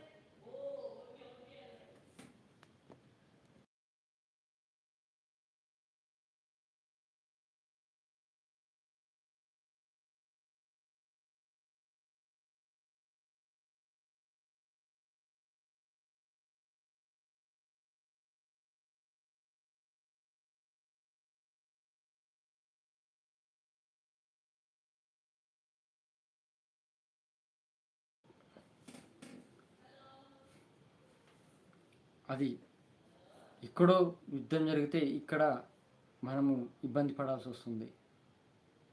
అంటే మనము అనుకుంటాం మనకెందుకులే అనే భావనతో ఉంటాము. కానీ ఆ భావన ఉండడం వల్లనే అది మనకు ఎఫెక్ట్ కొడుతుంది. మనకెందుకు అనే ఆలోచన రావద్దు. అయ్యో, ఒక జాలి, దయ అనే గుణం ఉండాలి మనిషిలో. అయ్యో వాళ్ళు బాధపడుతున్నారు అనే ఒక జాలి అనేది ఉండాలి, దయాగుణం. వాళ్ళ కోసం మనం ఇక్కడి నుంచి ఏం చేయకపోయినా కానీ ఆ దేవుణ్ణి ప్రార్థించినా చాలు, మొక్కినా చాలు, అలా ఉండాలి. ఇక ప్రపంచ యుద్ధాలు ఆగాలంటే ఏమి చేయాలి? మొదటగా ఫస్ట్ వాళ్ళు, ఏ దేశ అధ్యక్షుడైనా కానీ, ఏ దేశ ప్రజలైనా కానీ యుద్ధంలో పాల్గొంటున్నారో వాళ్ళు తెలుసుకోవాల్సింది first secret of human birth. మనము మానవ జన్మ రహస్యం ఏంటి అని తెలుసుకోవాలి. మనం ఎందుకు పుట్టాము, ఎందుకు జీవిస్తున్నాము, ఎందుకు ఇలా కొట్లాటలు చేసుకుంటున్నాము, ఎందుకు ఒకరికొకరు దూషణ చేసుకుంటున్నాము, అవన్నీ. అలాగే ఈ మనిషి పుట్టుక ఎందుకు అనేది ఆలోచిస్తే తెలుస్తుంది. భగవద్గీతలో లేకుండా ఉండాల్సిన ఏంటి? కోపం, ఆవేశం, అహంకారం, ఈర్ష, ద్వేషం, ఇవన్నీ. కోరిక కూడా. మరి ఇప్పుడు యుద్ధాల్లో ఏముంది? మతద్వేషం ఉంది, ఈర్ష ఉంది, వాళ్ళ దగ్గర అవి ఉన్నాయి మనకు లేవు అనే బాధ, అదొకటి. తర్వాత అహంకారం, నాకున్నది బలం అనే పదవి అహంకారం. ఆ పదవి అహంకారంలో ఇంకా నాకు ఏమున్నాయి అనేది చూసుకొని మురిచేవాడు, అది. ఇవన్నీ చేసేది ఆ భగవద్గీతకు వ్యతిరేకంగా చేస్తున్నారు. ప్రపంచమంతా భగవద్గీతతోనే ఆధారపడి ఉంది. ప్రపంచమంతా భగవద్గీతను అనుసరిస్తేనే, ఆచరిస్తేనే ప్రపంచం సుభిక్షంగా ఉంటుంది. అలా కాకుండా భగవద్గీతను తెలుసుకోకుండా మాకే తెలుసు, మాకన్నీ తెలుసు, మేమే జ్ఞానులమని భావిస్తే అజ్ఞానులు చివరికి ఏమవుతుంది? తన తీసుకున్న గోతిలో తనే పడిపోతాడు.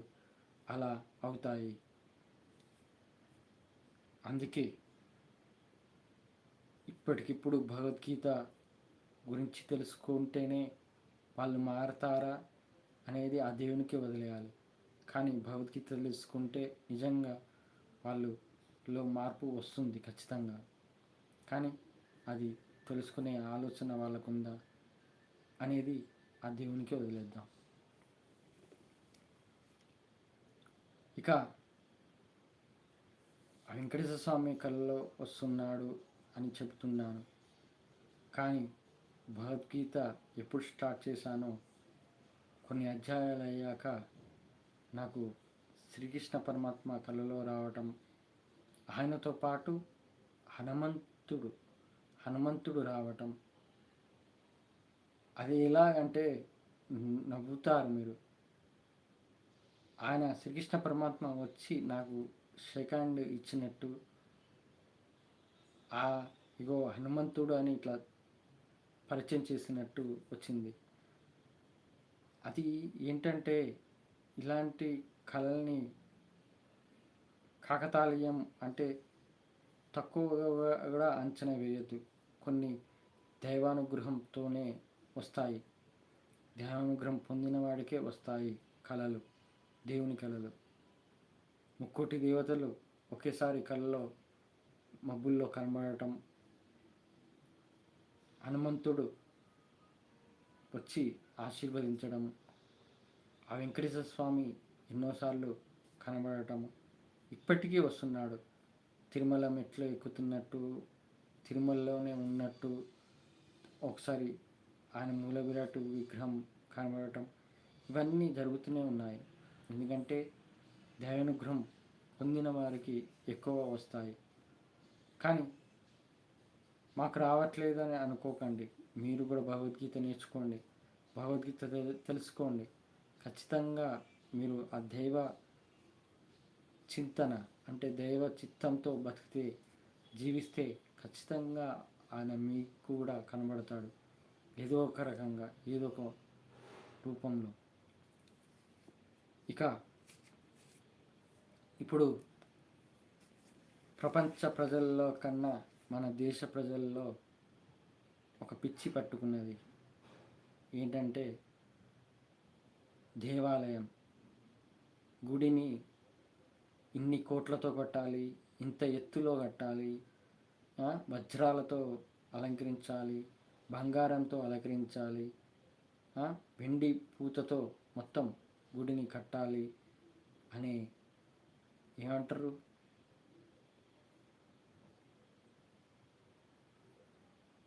పోటీ తత్వం. ఒకరు కట్టారని వారికన్నా ఇంకెక్కువ గొప్పలు, ఈ గొప్పలు చూపిస్తున్నారు. ఇప్పుడు మన ఊర్లోనే ఒక గుడి కడుతున్నారు, వీధి వీధిన గుడి కడుతున్నారు గొప్పల కోసం. తర్వాత ఆ గుడిని కమర్షియల్ చేస్తున్నారు. దేవుని దగ్గరికి రావడమే ఒక టోకెన్ సిస్టము, అలాగే స్పెషల్ పూజలు, టోకెన్స్, ఇవన్నీ. అసలు దేవుడి దర్శనం చేసుకోవడానికి డబ్బులు ఎందుకు కట్టాలి? ఆయన దర్శనం చేసుకోవడానికి ఆయన డబ్బులు ఏమైనా అడుగుతాడా మిమ్మల్ని? డబ్బులు ఇవ్వండి, నాకు బంగారంతో చేయించండి అని అడుగుతాడా? అసలు దేవుడు ఎందుకు విగ్రహంగా వచ్చాడు? మనల్ని ఒక దైవంతో మన ఆత్మను కనెక్ట్ చేయడానికి, దేవుణ్ణి చూడటానికి ఈ రూపంలో మన కోసం వచ్చాడు అని. అలా కాకుండా గుడిలో దేవుణ్ణి చూడకుండా గుడి అందాలను చూస్తూ మురుస్తూ ఇదే దైవభక్తి అనుకుంటున్నారు. ఫస్ట్ డెవలప్మెంట్ గుడి డెవలప్మెంట్ కాదు, మీలో డెవలప్మెంట్ చేసుకోండి. మీలో ఆత్మజ్ఞానం తెలుసుకున్నారా? శరీర జ్ఞానం తెలుసుకున్నారా? దైవ అనుగ్రహం పొందడానికి ప్రయత్నిస్తున్నారా? ఇవి ఆలోచించండి. మనలో డెవలప్మెంట్ అనేది లేకుండా నువ్వు అక్కడ ఆ గుడి బాగుంది, ఈ గుడి బాగుంది, ఈ గుడి కన్నా ఆ గుడి బాగుందని మాట్లాడుకోవడం అనేది అది మీకు ఏమీ లాభం లేదు. ఇప్పుడు అయోధ్య మందిరం ఉంది, దాన్ని చూసి ఇప్పుడు శ్రీకృష్ణ మందిరం అని కొత్త కడుతున్నారు. ఇక అది 700 ఫీట్ల ఎత్తంట, ఇంకా ఎన్నో గొప్పలు. అంటే రాముని మందిరం పోటీగా శ్రీకృష్ణ మందిరం కడుతున్నారు. ఇది ఇలా నడుస్తున్నది. దీనికి డొనేషన్లు, యూట్యూబ్లో యాడ్స్. ఎందుకండి ఇవన్నీ? ఫస్ట్ మీలోనే పరమాత్మ ఉన్నాడని తెలుసుకోండి. మీలో పరమాత్మ ఉన్నాక నువ్వు గుడికి వెళ్ళనక్కర్లేదు, గుడిలో ఖర్చు పెట్టినక్కర్లేదు. అసలు అంతగానం ఖర్చు పెడుతున్నారు గుళ్ళకు, కోట్లు కోట్లు. పేదవాడు పేదవాడు లాగానే ఉంటున్నాడు. పేదవాడు దేవుడు లేడు అని భావిస్తుంటే వాడిని, అతనిలో దేవుడు ఉన్నాడు అని నిరూపించేటట్టు అతనికి సహాయం చేస్తే అతనిలో దేవుడు ఉన్నాడని ఒక భావన రాదా? ఎందుకు రాదు? ప్రపంచ దేశాలు 136 దేశాలు ఉన్నాయి. 136 దేశాల్లో 163 దేశాల్లో ఎక్కడో ఒక దేశంలో తిండికి ఇబ్బందులు పడుతూ, తిండికి చిన్నపిల్లలు కూడా అడుక్కుంటున్నారు. నల్ల జాతీయులు, ముఖ్యంగా ఆఫ్రికన్ దేశాలు. మరి అలాంటి దేశాలకు ఆ కోట్లు దానం చేయొచ్చు కదా. వాళ్ళలో దేవుడు ఉన్నాడని మనము ఎక్స్ప్లెయిన్ చేస్తే సరిపోతుంది. మీకు దేవుడు ఉన్నాడు తోడుగా, దేవునిపై నమ్మకం తెప్పించేటట్టు చేయండి. అది కాకుండా ఈ గొప్పల అందాలు, బుర్జ్ ఖలీఫా ఇప్పుడు ఏమైంది? దుబాయ్ పని ఏమైంది? ఎందుకు పనికి రాకుండా పోయింది? అక్కడ ఉన్న ఇక్కడి నుంచి దోచుకొని అక్కడ కూడబెట్టిన వాళ్ళందరూ మళ్ళా దోచుకున్న డబ్బు ఎక్కడ పోతుంది? నాశనం అయిపోతుంది. అలాగే మళ్ళా తల మీద చెయ్యి వేసుకొని వస్తున్నారు రిటర్న్ ఇండియాకి. ఇలాంటి ఆ దుబాయ్ లాగా మీరు కూడా గుడి అని, డెవలప్మెంట్ అని ఆ గుడి అందాలను చూడకండి. ఆ దేవుణ్ణి చూడండి, గుడిలోని దేవుణ్ణి చూడండి. ఇంతకుముందు పూర్వం కాలంలో మామూలు రాతితో కట్టేది, ఒక గుడిలాగా ఆకారంతో కట్టేది. కానీ అప్పుడు గుడి అందాలు చూసేదా, ఎవరైనా సెల్ఫీలు చూసేదా, మొబైల్స్ ఉన్నాయా? అప్పుడు గుడి అందాలను చూసేది కాదు, గుడిలోని దేవుణ్ణి చూసేది అప్పట్లో, నా చిన్నప్పుడు. ఇప్పుడు గుడి అందాలను చూస్తున్నారు కానీ గుడిలో దేవుణ్ణి చూడట్లేదు.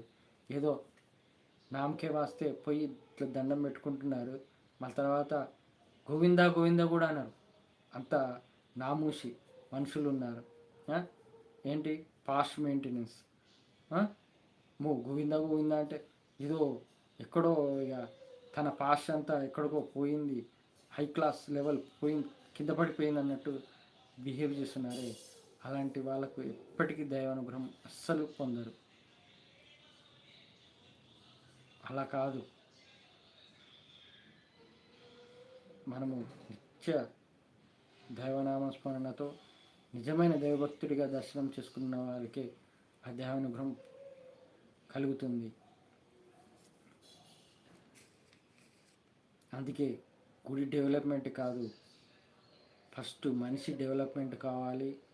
అలాగే దేశం డెవలప్మెంట్ కాదు, పేదవాడు డెవలప్ కావాలి. ఇది ఆలోచించాలి. మనుషుగా పుట్టినందుకు, మానవ జన్మ ఎత్తినందుకు.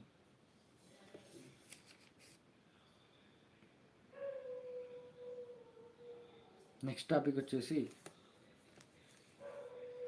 తిరుపతి లడ్డు ఇష్యూ ఇంకా ఇప్పటికీ ఇంకా కొనసాగుతూనే ఉంది. తిరుపతి లడ్డు గురించి చెప్పాను. తింటే ఏదో ఇక అపవిత్రం అయిపోయినట్టు కొంతమంది ఎలా బిహేవ్ చేశారంటే, అయ్యో అది కలిసిందంట, ఇది కలిసిందంట, అయ్యో నేను అపవిత్రుడినయ్యాను తిని అనే ఆలోచన ఎవడైతే కలిగిందో, ఎవడైతే మనసులో అనుకున్నాడో వాడు నిజమైన దైవభక్తుడు కాదు. అలాగే ఆ దేవుని పట్ల దూషణ అంటే దేవుణ్ణి కూడా అసహించుకున్నవాడవుతాడు. ఆ లడ్డు ప్రసాదము తినంగానే నేను ఇట్లా అయ్యాను, నేను ఇది తిన్నాను అనే ఆలోచనతో ఎవరైతే భావిస్తారో వాళ్ళు ఖచ్చితంగా దేవుని దూషించినట్టే, ఆఖరికి దేవుణ్ణి కూడా అసహించుకున్నట్టే. అప్పుడు చెబుతాను వినండి, ఆ దేవుని కూడా పరీక్షిస్తాడు. అసలు ఏమొచ్చింది? ఆ వైఎస్ఆర్సీపీ వాళ్ళు సిబిఐ కేసు ద్వారా దాంట్లో ఏం కలవలేదని నిరూపించారు. ఈయన చంద్రబాబు నాయుడు కలిసిందని ఇంకా వాదిస్తూనే ఉన్నాడంట. సర్లే, వాళ్ళు వాదన ఏమైనా చేసుకొని మనకు సంబంధం లేదు. కానీ ఆ వెంకటేశ్వర స్వామి ఒక పరీక్ష పెట్టాడు. ఎవరైతే నా ప్రసాదాన్ని తిని అపవిత్రుడిని అయ్యాను అని ఎవరంటారో వాళ్ళు నాకు దూరం అవుతారు, వాళ్ళు నా అనుగ్రహం పొందలేరు. ఇలాంటి మనుషులను ఎప్పటికీ దూరంగా ఉంచుతాను అని తెలుసుకున్నాడు. ఇది నేను చెప్పాను. ఎప్పుడైతే ఓం నమో వెంకటేశాయ నమః అని ప్రసాదం తీసుకుంటామో అప్పుడే అపవిత్రం కాదు, పవిత్రమైంది ఆ ప్రసాదము అని నేను అంటున్నాను. అది తెలుసుకోకుండా ఒక మహానుభావుడు అజ్ఞానుడు తిన్నావు కదా అనే కామెంట్ పెట్టాడు. అజ్ఞాని ఏం చేస్తాం? అప్పుడు చెప్పాను శరీర జ్ఞానం ఏంటో. మాంసం ముద్దరాని శరీరము, నీ శరీరమే ఒక మాంసం ముద్ద. నువ్వు లడ్డు తింటేంది? నీ శరీర జ్ఞానం తెలుసుకో. ఎవరు ముసలైన ఒక పట్టించుకోకపోతే ఒక ముంబైలో అక్కడనే చనిపోతే కుళ్ళిపోయి బాడీ మొత్తం కుళ్ళిపోయి అట్లనే ఉంది. అక్కడ బాడీ శరీర జ్ఞానం ఏంటి? మన మలమూత్ర విసర్జనలోనే బ్యాక్టీరియా పుట్టి బ్యాక్టీరియా ద్వారా మన శరీరం అంతా కుళ్ళిపోతుంది. ఆ బ్యాక్టీరియా మొత్తం తినేసేస్తుంది. అది అలాంటి కుళ్ళిపోయే శరీరాన్ని ఏదో మలినమైనట్టు భావిస్తున్నారు. అలాంటి అజ్ఞానులు ఉన్నారు. కానీ ఇంకా తిరుపతి లడ్డు గురించి కొనసాగిస్తూనే ఉన్నారు. వాళ్ళు ఏమన్నా కానీ, వాళ్ళ వాదనలు ఏమన్నా కానీ తిరుపతి లడ్డుని గురించి తిని తక్కువగా అపవిత్రుడునే భావించిన వాళ్ళు ఆ వెంకటేశ్వర స్వామి అనుగ్రహం పొందలేరు. ఆ వెంకటేశ్వర స్వామి దగ్గర తీయడు. ఓం నమో వెంకటేశాయ నమః.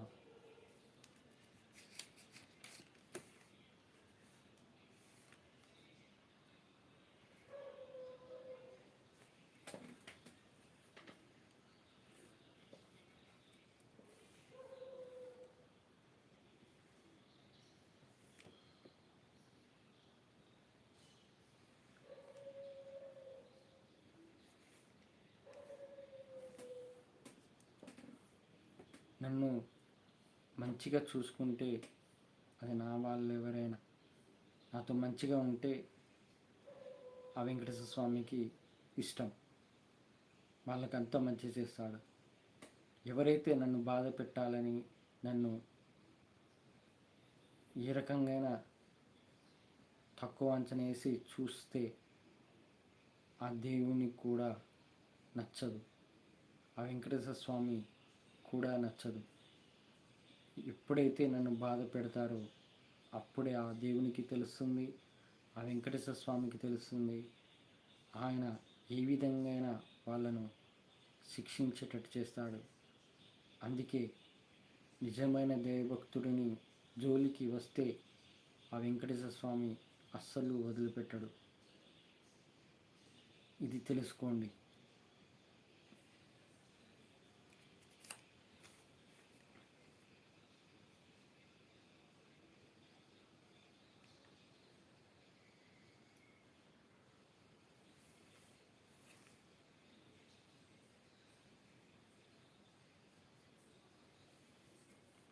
నేను ఒక పరమాత్మ సైన్యం నిజమైన దైవభక్తులు వాట్సాప్ ఛానల్ పెట్టాను కదా.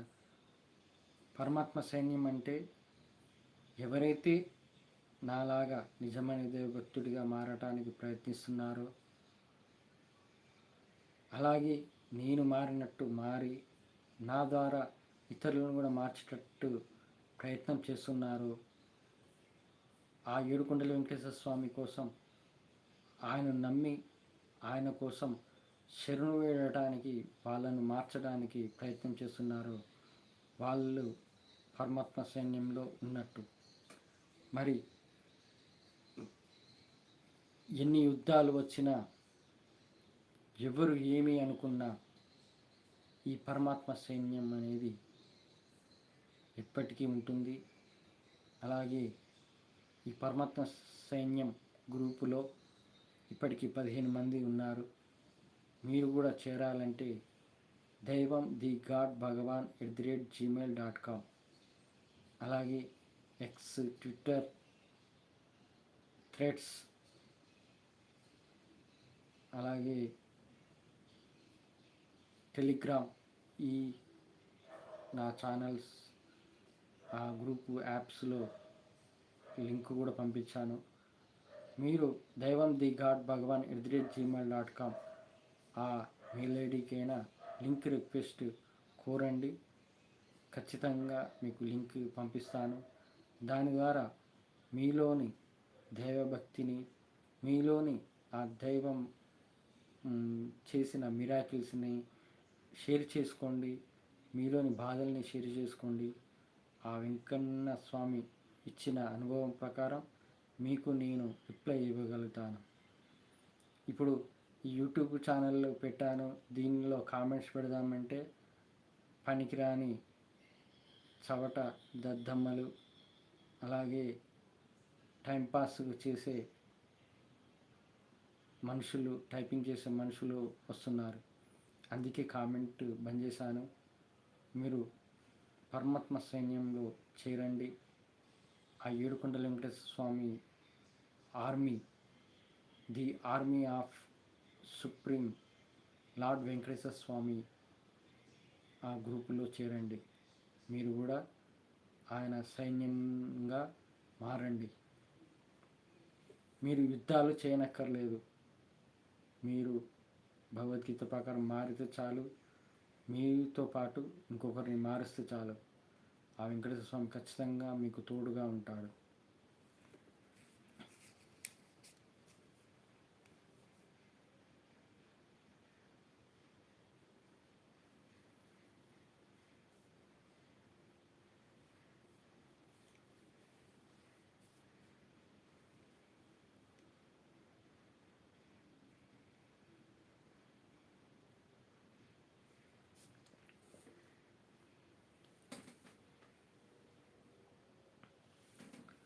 ఇప్పుడు శ్రీకాళహస్తి టెంపుల్లో నవగ్రహ దోషాలైనా ఎలాంటి గ్రహ దోషాలైనా పూజలు చేయించుకుంటారు. కానీ నువ్వు ఎంత పూజ చేయించుకున్నా ఫస్ట్ మారాల్సింది నువ్వు. ఏంటంటే భగవద్గీత ప్రకారం మారితేనే, అసలు భగవద్గీత అనేది పరమాత్మ, శ్రీకృష్ణ పరమాత్మే అన్నాడు. ఏమని? నేనే శివుడిని, నేనే సూర్యుడిని, నేనే ఈ ప్రపంచాన్ని నడిపిస్తున్నానని.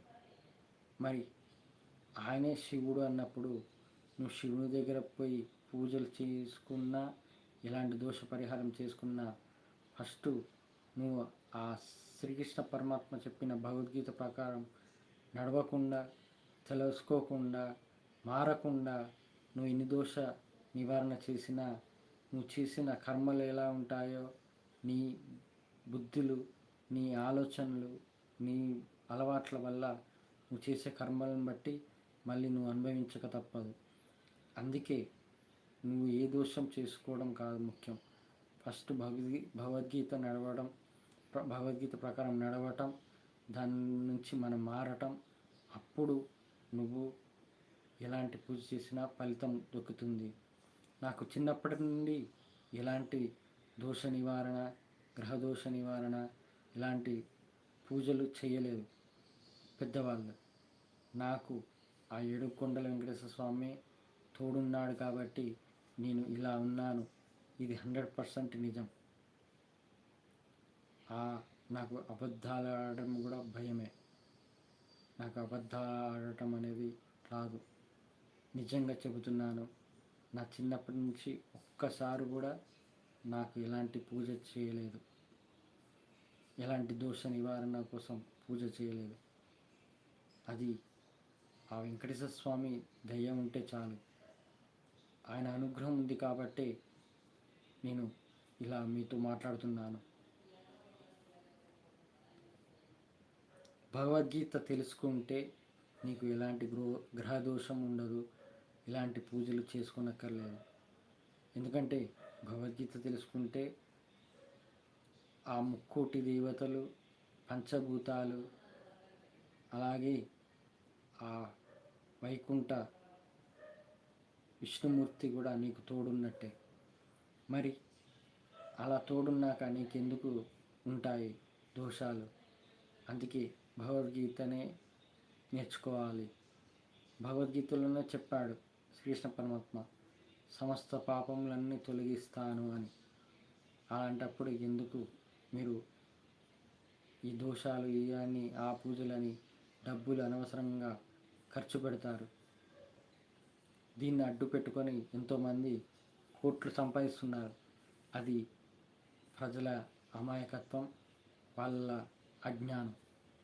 అది తెలుసుకోకుండా, నిజం తెలుసుకోకుండా వాళ్ళు అలా పోతున్నారు. అది వాళ్ళ కర్మ. ఎందుకంటే వాళ్ళు అధర్మంగా సంపాదించారేమో, అధర్మంగానే పోతాయి, అంతే.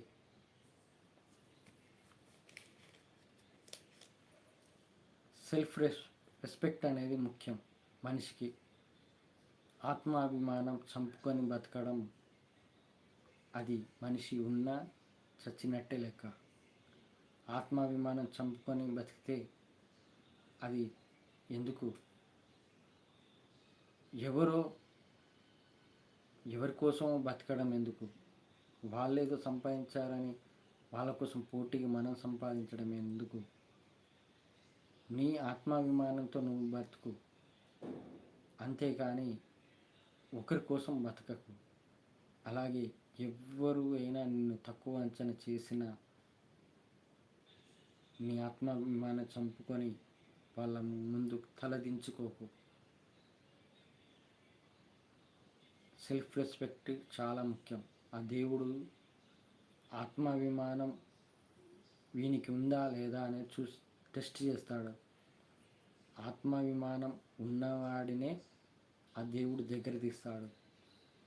అంటే ఆత్మజ్ఞానం తెలుసుకున్న వాళ్ళకు ఆత్మాభిమానం ఎక్కువగా ఉంటుంది. అలా ఆత్మాభిమానం ఉన్నవాడు ఆ దేవునికి ఖచ్చితంగా దగ్గర అవుతాడు.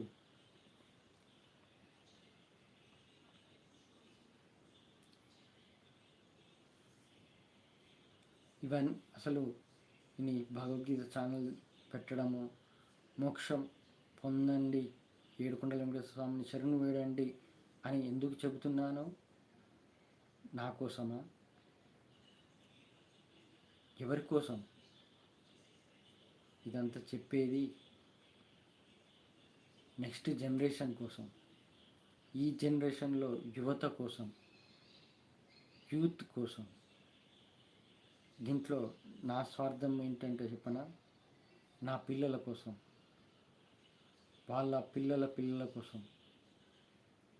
ఎందుకంటే నేను భగవద్గీత అనువదించాను, దీనివల్ల నా నెక్స్ట్ తరాలన్నీ ఆ భగవంతుడు కాపాడుతూ ఉంటాడు. నా పిల్లల్ని కాపాడుతాడు, నెక్స్ట్ 7 తరాల వరకు కాపాడుతూ ఉంటాడు. భగవద్గీత అనువదించడము, భగవద్గీత గురించి వివరించడము మీరు కూడా చెయ్యండి. భగవద్గీత తెలుసుకొని మీరు కూడా అందరికీ చెప్పండి, అచ్చమైన తెలుగులో చెప్పండి నాలాగా. అప్పుడు ఆ దైవానుగ్రహం ఖచ్చితంగా మీకే కాదు, మీ పిల్లలకు, మీ నెక్స్ట్ జనరేషన్ కూడా. ఇప్పుడు ప్రపంచ ప్రజలను ఎందుకు చూస్తున్నానంటే, ప్రపంచ ప్రజలందరూ అమాయకులు కాబట్టి, ఇదే దైవానుగ్రహం అని భావిస్తూ అమాయకంగా ఉంటారు. ఇదే జీవితం అని అమాయకంగా జీవిస్తారు. అందుకే ఇలాంటి వాటిని, ఈ కలియుగంలో పుట్టి నరకంలో నుండి బయటపడటానికి, మీకు మోక్షం పొందడానికి ఈ ఛానల్ కలియుగ భగవద్గీత ఛానల్. ఆ ఏడుకొండల వెంకటేశ్వర స్వామి సృష్టించిన ఛానల్.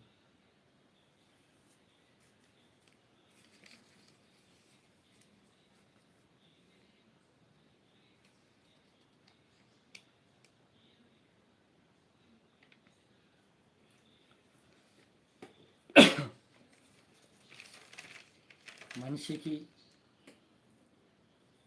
ధర్మం నడవటమే కాదు, ధర్మం నడిపించడానికి తోడు కావాల్సింది దైవబలం.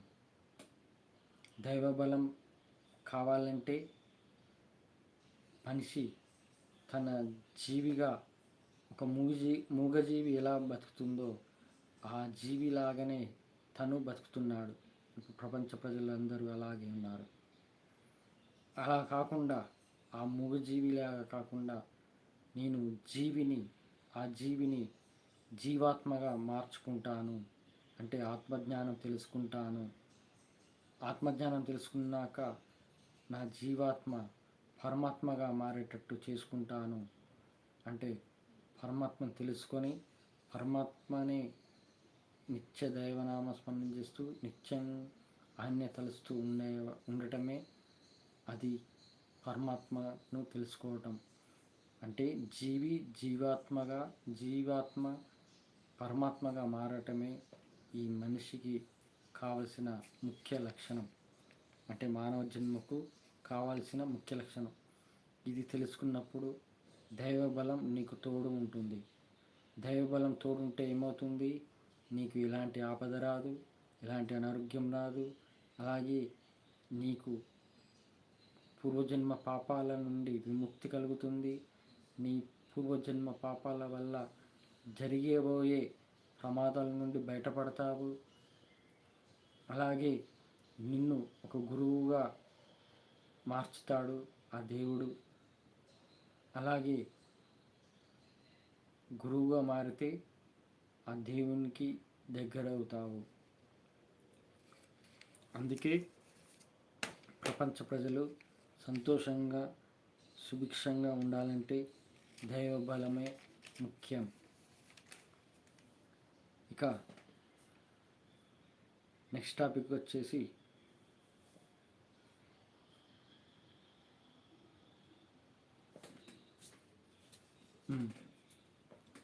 వికలాంగులు, అంగవైకల్యం ఉన్నవాళ్ళు దైవనామ స్మరణం ఎక్కువగా ఎవరు చేస్తారు? ఇప్పుడు నాకు మంచి చేతులు ఇచ్చాడు, కాళ్ళు ఇచ్చాడు, మంచి ఆరోగ్యం ఇచ్చాడు. అయినా కానీ నేను నా వెంకటేశ్వర స్వామి అనుగ్రహం వల్ల ఆయనను తెలుసుకొని ఆయన ప్రకారం భగవద్గీత ప్రకారం నడుస్తున్నాను. నాకు ఆయనను తలుచుకుంటూ జీవిస్తున్నాను. కానీ వేరే వాళ్ళు ఏం చేస్తున్నారు? దేవుడిచ్చిన కాళ్ళు చేతులతోటి ఒకరిని కొట్టడము, ఒకరిని దూషించడం నోటితోటి, ఒకరిని చెడగొట్టడము, ఒకరిని మోసం చేయటము. మంచి కాళ్ళు చేతులు మంచిగా ఉన్నప్పుడు ఒకరిని కొట్టడము, తన్నటము, ఇవన్నీ చేస్తున్నారు.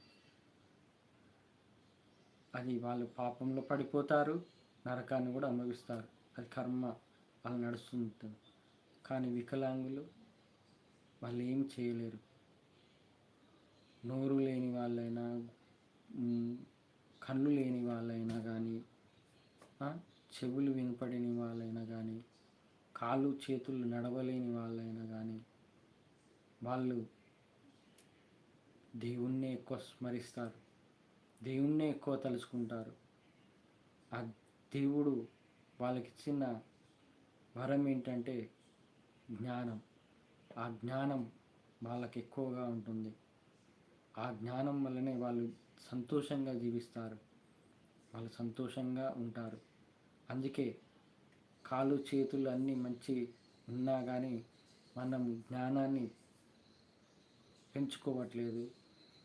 కానీ కాళ్ళు చేతులు లేకపోయినా వాళ్ళకు జ్ఞానం కలిగి వాళ్ళు మంచిగా జీవిస్తున్నారు.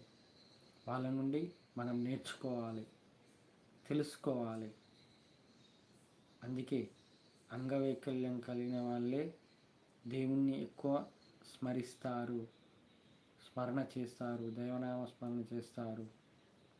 ఎందుకంటే దేవుడా నాకు ఇలా ఇచ్చావు, నన్ను నువ్వే కాపాడు, తోడుగా ఉండు అని స్మరిస్తూ ఎప్పటికీ ఉంటారు.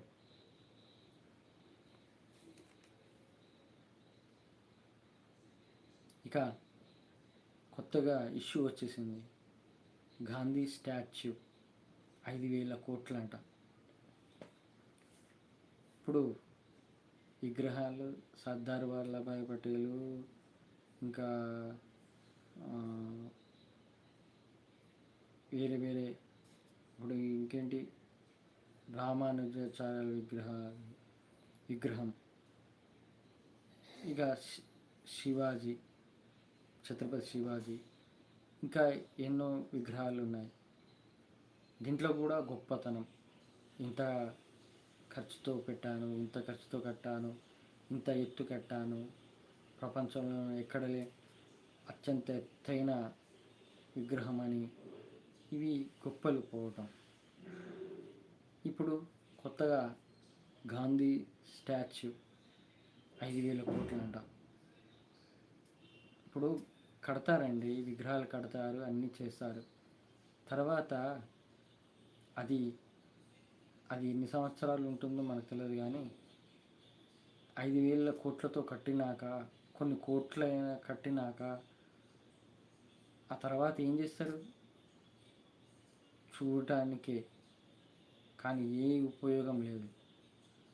కానీ అంతకనం ఖర్చు పెట్టే బదులు 5,000 కోట్లతో ఎంత పేదవాళ్ళను, ఎంత తిండికి తిప్పలు బాధపడే వాళ్ళను, చదువుకోని వాళ్ళను, బట్టలు లేని వాళ్ళను ఎంత ఉపయోగపడుతుంది. బుర్జ్ ఖలీఫా ఎంతో ఎత్తుది, ప్రపంచంలోనే అత్యంత ఎత్తు అయిన బిల్డింగ్ అని పేరుంది. ఇప్పుడు ఏమైంది? దాన్ని ఏమైనా దేకుతున్నారా? ఎవరన్నా చూస్తున్నారా? అసలు ఇప్పుడు అసలు దుబాయ్ అంటే అసలు దాని గురించి మాటనే తీయట్లేదు. దుబాయ్ అమ్మో అనే రకం వచ్చింది. అలాంటిది ఏమి కాదు, సేఫ్టీ అనే సేఫ్టీ ప్లేస్ అని అన్నారు. ఏమైంది? అంతా నోటి మాటలు, కానీ అక్కడ జరిగేది వేరు. అందుకే ఇవన్నీ కట్టడం ఇవన్నీ కాదండి, పేదల్ని కాపాడండి, అన్నం తిండికి ఇబ్బంది పడే వాళ్ళను కాపాడండి అదే డబ్బుతో. అప్పుడు దేవుడు మిమ్మల్ని చల్లగా చూస్తాడు.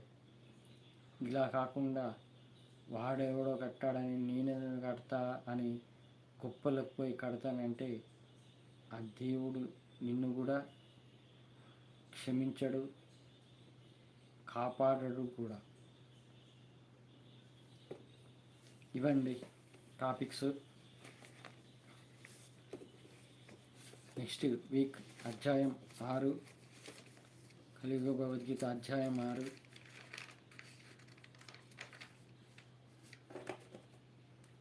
వచ్చే వారం మళ్ళీ అధ్యాయం 6లో కలుసుకుందాము. ఈ అధ్యాయం 5లో మీరు తెలుసుకున్నారు కదా, దైవనామస్మరణ చేయడం వల్ల దైవం, ప్రతి పనిలో దైవంను తెలుసుకోవడం, దైవం కార్యంగా చేస్తే ఎంత ఫలితం ఉంటుందో తెలుసుకున్నారు కదా. ఇక వచ్చే వారం మళ్ళీ అధ్యాయం 6లో కొత్త విషయాలు తెలుసుకుందాము. అసలు ఇలాంటి భగవద్గీతను ఇలా వివరించడం అనేది మీరు ఎక్కడైనా విన్నారా? ఎక్కడైనా చూసారా? ఇంత వివరణంగా అసలు కలియుగ భగవద్గీత అసలైన అర్థం ఏంటంటే, ఈ కలియుగంలో అనుకోకుండా జరిగే రోడ్డు ప్రమాదాలైనా, డిసీజ్ అయినా, ఈ ప్రకృతి వల్ల వచ్చే బాధలైనా వీటి నుండి మహాపాపంలో నుండి బయటపడటానికి మన కర్మను మనం మార్చుకోవడానికే ఈ కలియుగ భగవద్గీత. ఒక విషయం చెప్తాను నా ఎక్స్పీరియన్స్ పరంగా. నువ్వు భగవద్గీత నేర్చుకొని నువ్వు భగవద్గీత ప్రకారం నడిస్తే నీకు ఎలాంటి దోషం ఉండదు, ఎలాంటి బాధలు ఉండవు, ఎలాంటి కష్టాలు ఉండవు. అంతే. ఆ నీకు తోడు ఉంటుంది, దైవం నీకు తోడుగా ఉంటుంది, అంతే. ఇది మనిషి తెలుసుకోవాల్సింది. నువ్వు ఎన్ని పూజలు చేసినా, ఎక్కడ నువ్వు ఎన్ని కోట్లు ఖర్చు పెట్టినా, నువ్వు ఇది తెలుసుకోకుండా చేస్తే అది బూడిదలు పోసిన పన్నీరు అవుతుంది. కాబట్టి భగవద్గీతను తెలుసుకోండి, మారండి, మిమ్మల్ని మీరు పరమాత్మగా మారండి, గురువుగా మారి ఇతరులకు మార్చి ఆ దేవునికి ఏడుకొండల వెంకటేశ్వర స్వామికి దగ్గర అవ్వండి. ఈ జన్మలోనే పునర్జన్మ లేకుండా మోక్షాన్ని పొందేటట్టు చేసుకోండి. ఓం నమో వెంకటేశాయ నమః. గోవింద గోవింద.